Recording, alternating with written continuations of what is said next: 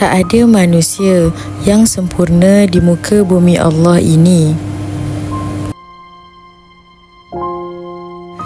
Setiap orang punya masa lalu yang tak perlu kita jadikan permasalahan.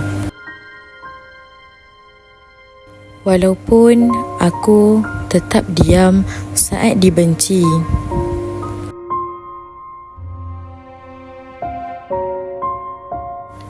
aku tetap berusaha untuk membuatnya bahagia.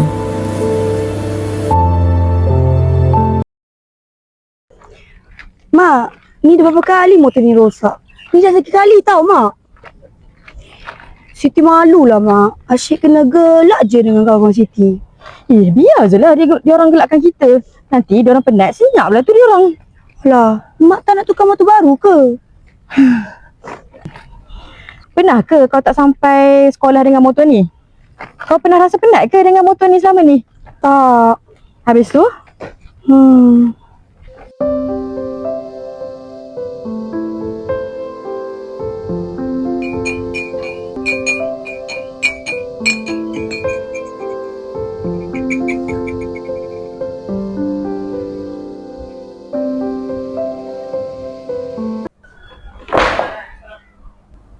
Mak, besok Siti malas lah nak pergi sekolah.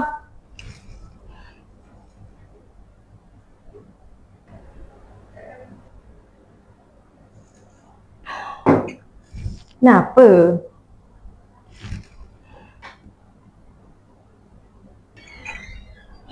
Buat apa nak pergi sekolah?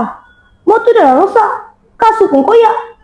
Malulah Siti dengan kawan-kawan Siti.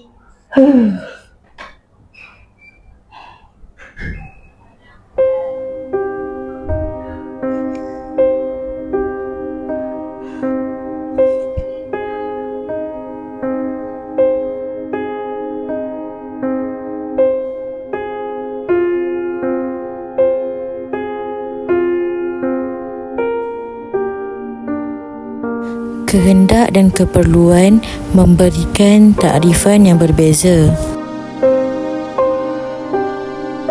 dan harus difahami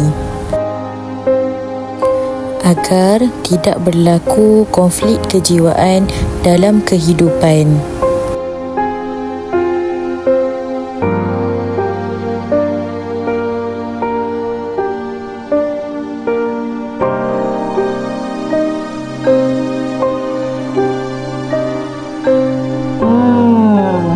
Ni, esok bolehlah pergi sekolah.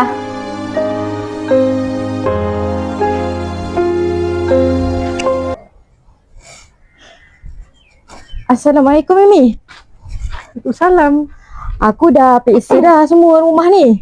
Yang dekat dapur tu kena dah reput dah semua. Jadi kena baiki balik lah.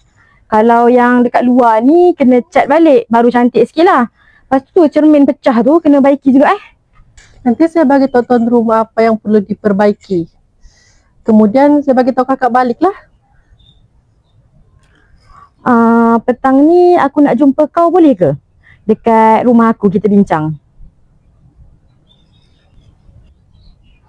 Boleh kak, tapi kenapa? Aku ada nak minta bantuan kau sikit. Kita bincang petang ni dekat rumah aku, boleh? Boleh kak, petang ni saya datang rumah kakak. Hadiah ke tu kak?